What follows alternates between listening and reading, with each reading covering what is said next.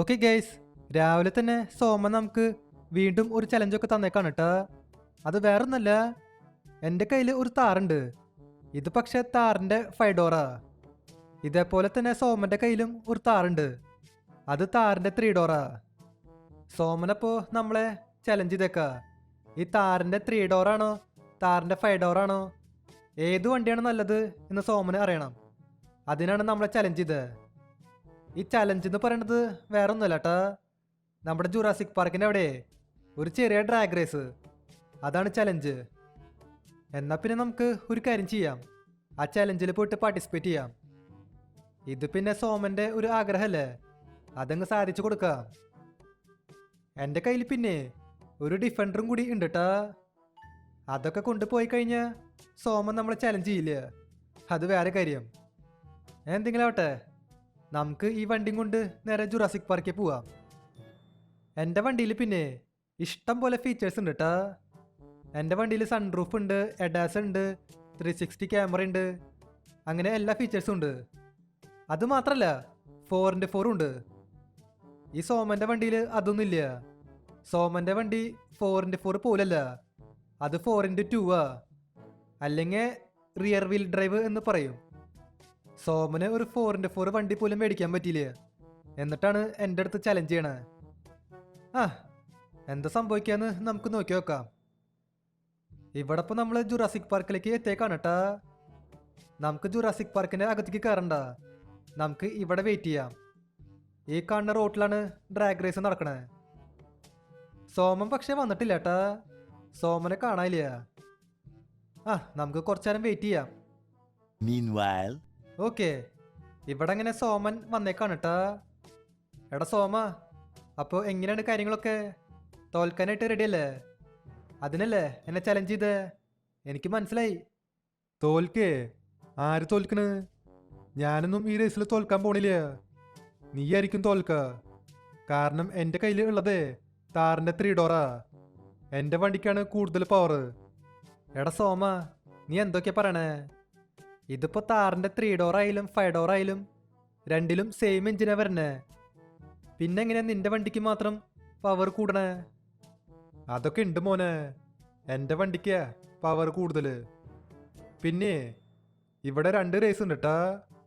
ഒരെണ്ണം drag raise, പിന്നെ മെഗാറാമ്പ് raise. ഓർമ്മയുണ്ടാ മെഗാറാമ്പ് raise? നമ്മൾ കുറെ കാലായി ഒരു മെഗാറാമ്പ് റേസൊക്കെ നടത്തിയിട്ട്. ആടാ സോമ, അത് ശരിയാ, നമ്മൾ കുറെ കാലായി ഒരു മെഗാറാമ്പ് റേസ് നടത്തിയിട്ട്. എന്തെങ്കിലും ആവട്ടെ, നമുക്ക് നോക്കി നോക്കാം. അതിനു മുൻപേ ഈ വീഡിയോ ഇതായിരിക്കും ലൈക്ക് ചെയ്യാത്തവരുണ്ടെങ്കിൽ തീർച്ചയായിട്ടും ലൈക്ക് ചെയ്യാട്ടാ. അത് മാത്രമല്ല, ചാനൽ സബ് ചെയ്യാത്തവരുണ്ടെങ്കിൽ തീർച്ചയായിട്ടും ചാനലും കൂടി സബ് ചെയ്യുക. ഈ റേസിലപ്പോൾ ആര് ജയിക്കും ആര് തോൽക്കും എന്ന് നമുക്ക് നോക്കി നോക്കാം. എടാ ഫ്രാങ്ക്ലിനെ, എന്തുട്ടാ നോക്കി നിൽക്കണേ? വേഗം ഈ റേസ് അങ്ങ് സ്റ്റാർട്ട് ചെയ്യും. ആടാ സോമ, ഞാനിപ്പോൾ ഈ റേസ് അങ്ങ് സ്റ്റാർട്ട് ചെയ്യാം. a few moments later. Okay guys, ഇവിടെ അങ്ങനെ റേസൊക്കെ സ്റ്റാർട്ട് ചെയ്തേക്കാണ് കേട്ടാ. 3, 2, 1, let's go.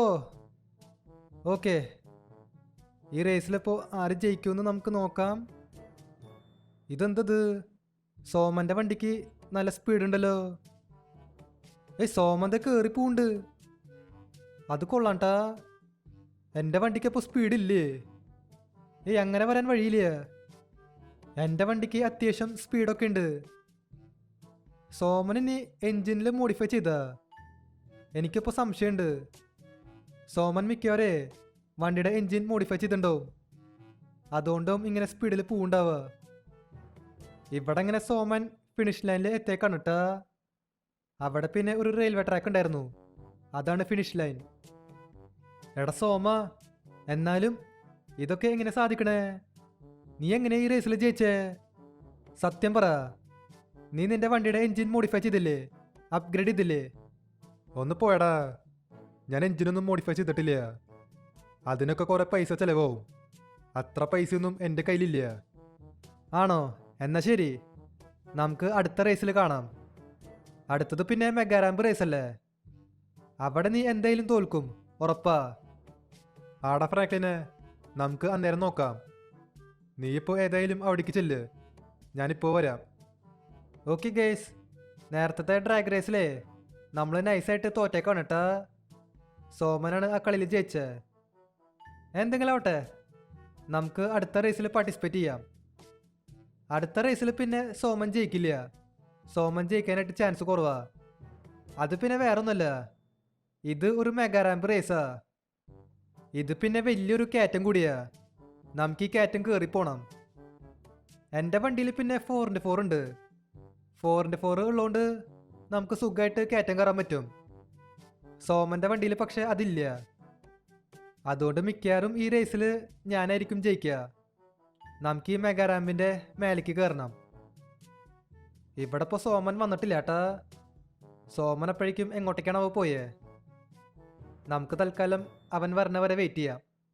20 minutes later. Okay, ഇവിടെ അങ്ങനെ രണ്ടാമത്തെ റേസും കൂടി സ്റ്റാർട്ട് ചെയ്തേക്കാണ് കേട്ടാ. ഈ റേസിലപ്പോൾ ആര് ജയിക്കുമെന്ന് നമുക്ക് നോക്കി നോക്കാം.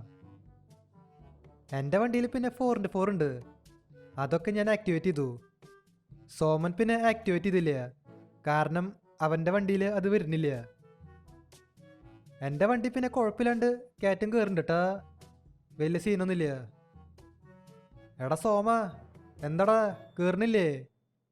ഒന്ന് ചവിട്ടി വിടടാ, വണ്ടി കയറിക്കോളും. താറൊക്കെ എടുക്കുമ്പോൾ 4x4 എടുക്കണ്ടേ, അല്ലെങ്കിൽ ഇതേപോലെ ഇരിക്കും. ഇത് കണ്ടില്ലേ, സോമൻ കയറ്റം കയറാനായിട്ട് ഇച്ചിരി കഷ്ടപ്പെടുന്നുണ്ട്.